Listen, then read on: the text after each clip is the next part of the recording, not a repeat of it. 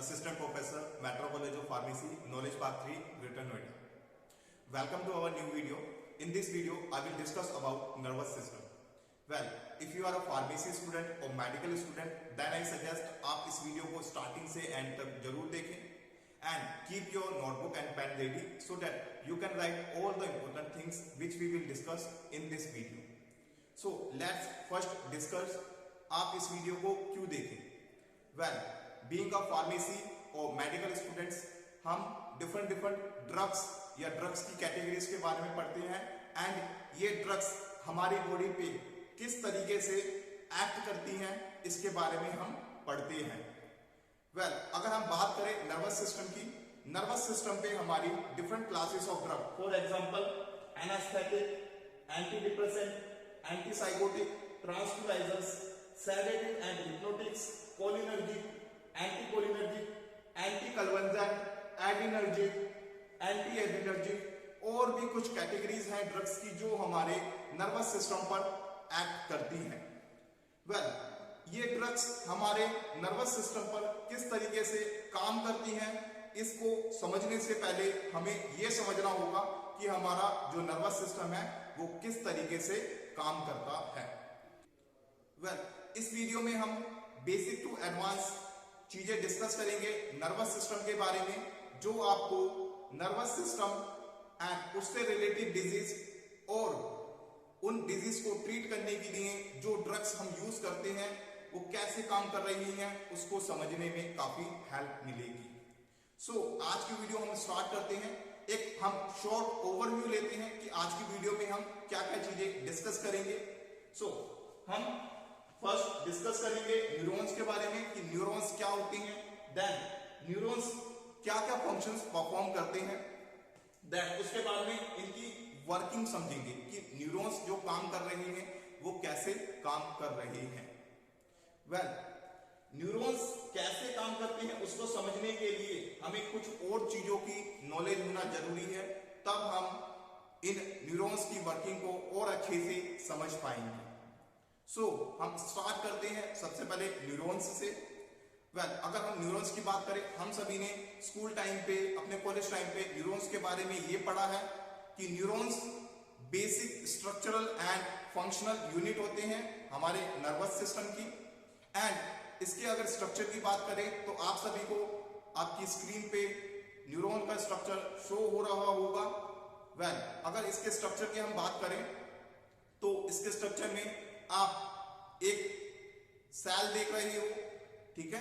इस सेल के अंदर आपको एक न्यूक्लियस शो हो रहा है एंड एक बॉडी या जिसको हम एक्सॉन कहेंगे वो शो हो रही है एंड एक एंड पर आपको डेंड्राइट्स शो हो रही है और एक साइड पे आपको एक्सॉन टर्मिनल शो हो रहा है.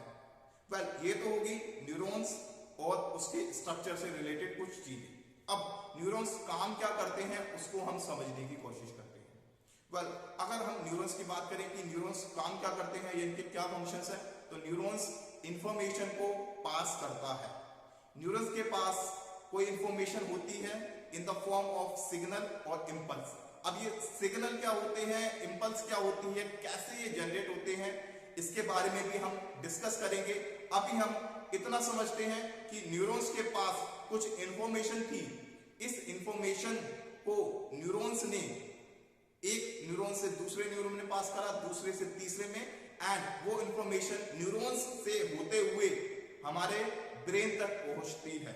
अब ब्रेन उस इंफॉर्मेशन के अगेंस्ट जो भी एक्शन लेना है उस इंफॉर्मेशन को फर्दर न्यूरॉन्स के थ्रू ट्रांसफर करता है एंड जो भी वो इंफॉर्मेशन होती है जहां पर भी वो भेजनी होती है ब्रेन में वहां न्यूरॉन्स के थ्रू भेजता है और बॉडी वैसा ही एक्ट करती है.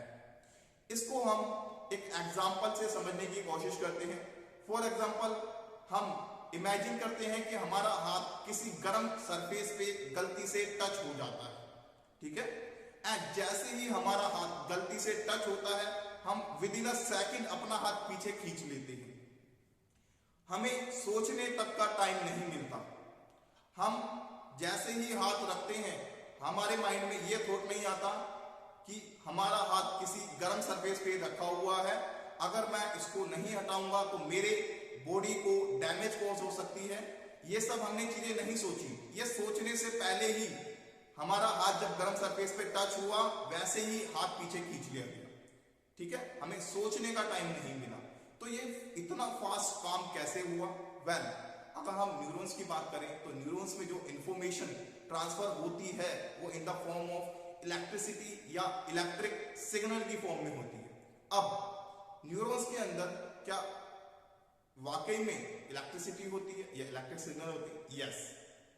अब ये न्यूरॉन्स के अंदर इलेक्ट्रिसिटी आई कहां से, इसके बारे में भी हम डिस्कस करेंगे। सो न्यूरॉन्स के अंदर इलेक्ट्रिसिटी कैसे आई, न्यूरॉन्स कैसे काम करते हैं, इसको समझने के लिए हमें इसकी वर्किंग को समझना पड़ेगा। सो हम वर्किंग की अगर बात करें तो सबसे पहले हम थोड़ा सा इलेक्ट्रिक करंट के बारे में जानते हैं।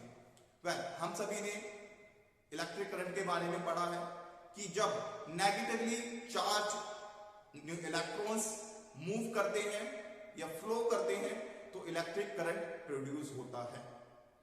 वह एक एक्सपेरिमेंट जो हो सकता है आपने भी करा हो एंड स्कूल्स में भी वो परफॉर्म कराया जाता है। आयंस इलेक्ट्रिसिटी कंडक्ट कराते हैं। हम एक एक्सपेरिमेंट करते हैं। हमने एक बीकर लिया, बीकर के अंदर हम क्या करते हैं, एक वायर डिप करते हैं, एक दूसरी वायर डिप करते हैं जो कि किससे कनेक्ट होती है, बल्ब से कनेक्ट होती है। उस वाटर के अंदर हम कुछ सॉल्ट डालते हैं या हम कह सकते हैं कि कुछ आयंस ऐड करते हैं एंड उन आयंस की हेल्प से इलेक्ट्रिसिटी कंडक्ट होती है। तो इस एक्सपेरिमेंट से हमें ये तो समझ में आ गया कि जो आयंस होते हैं वो इलेक्ट्रिसिटी कंडक्ट कराते हैं।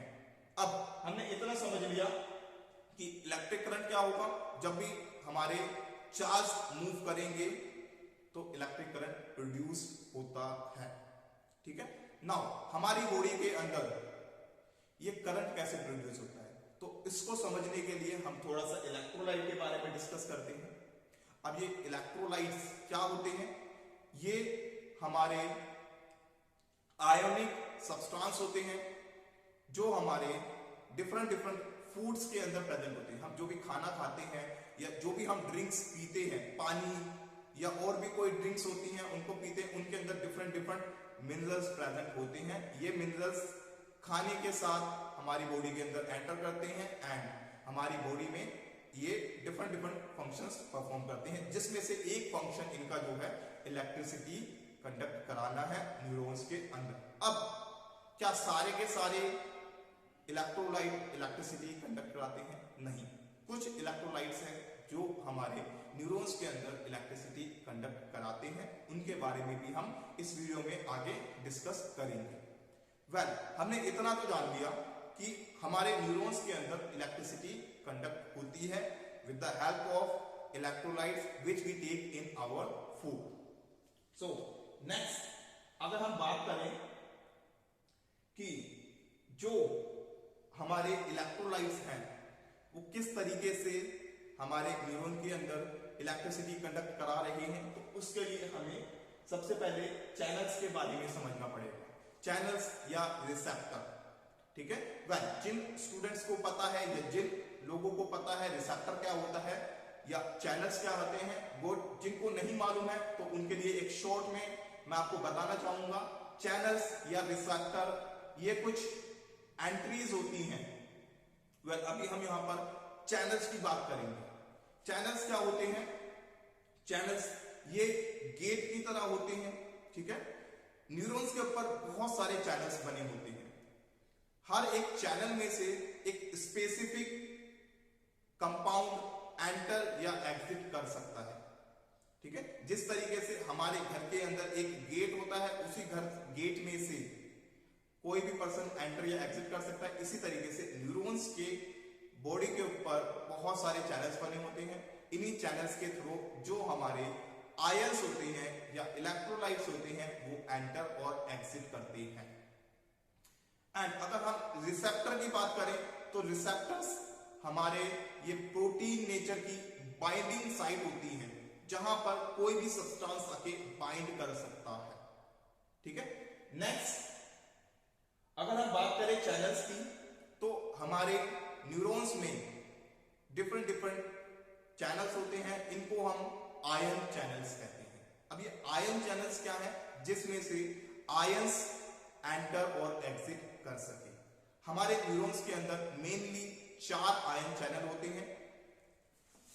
वेल आप यहां पे देख पा रहे होंगे वो आयन चैनल कौन से हैं? Voltage gated ion channel, ligand gated ion channel, mechanical gated ion channel and leaky channel. ये चैनल्स क्या होते हैं, कैसे काम करते हैं, इसको भी हम समझते हैं। वोल्टेज, जहां पर वोल्टेज बहुत ज्यादा हाई होगी या वोल्टेज की प्रेजेंस में ये चैनल्स काम करते हैं। ठीक है, अभी हम इतना समझ के चलते हैं। ये वोल्टेज कैसे बढ़ेगी, कैसे कम होगी, इसके बारे में भी डिस्कशन करा जाएगा। अभी हम इतना समझ के चलते हैं कि ये वोल्टेज गेटेड आयन चैनल हमारे वोल्टेज की प्रेजेंस में काम करते हैं। नेक्स्ट जो चैनल है लिगैंड गेटेड, लिगैंड गेटेड या केमिकल मीडिएटर गेटेड। ठीक है, वेल एक टर्म है न्यूरोट्रांसमीटर जो कि हम आगे डिस्कस करेंगे। तो ये लिगैंड गेटेड क्या है? हमारे इन पर कोई लिगैंड या न्यूरोट्रांसमीटर आकर बाइंड करता है, तब ये एक्टिव होते हैं एंड आयंस की एंट्री या एग्जिट करवाते हैं। नेक्स्ट जो है mechanical gated ion channel. Mechanical gated ion channels हमारे जब भी कोई मैकेनिकल फोर्स या फिजिकल फोर्स हमें लगता है, फॉर एग्जांपल साउंड, लाइट, ये कुछ एग्जांपल है मैकेनिकल फोर्सेस के या फिजिकल फोर्सेस के। तो यहां पर जैसे ही फोर्स हमारी बॉडी पे आता है तो ये mechanical gated ion channel open हो जाते हैं। नेक्स्ट जो है लीकी चैनल। ये लीकी चैनल जो है ये ओपन रहते हैं एंड इनमें से आयंस इजीली एंटर और एग्जिट कर जाते हैं। ओके, तो हमने आयन चैनल्स के बारे में जाना कि कौन कौन से डिफरेंट आयन चैनल्स हैं। ये आयन चैनल्स हमारे न्यूरॉन्स के ऊपर प्रेजेंट होते हैं। इन्हीं आयन चैनल्स से हमारे न्यूरॉन के अंदर आयंस एंटर करते हैं और एग्जिट करते हैं। आयंस की एंट्री और एग्जिट से हमारे न्यूरॉन के अंदर पोटेंशियल बढ़ता है, ठीक है, या वोल्टेज बढ़ता है। अब ये वोल्टेज कैसे जनरेट हुआ?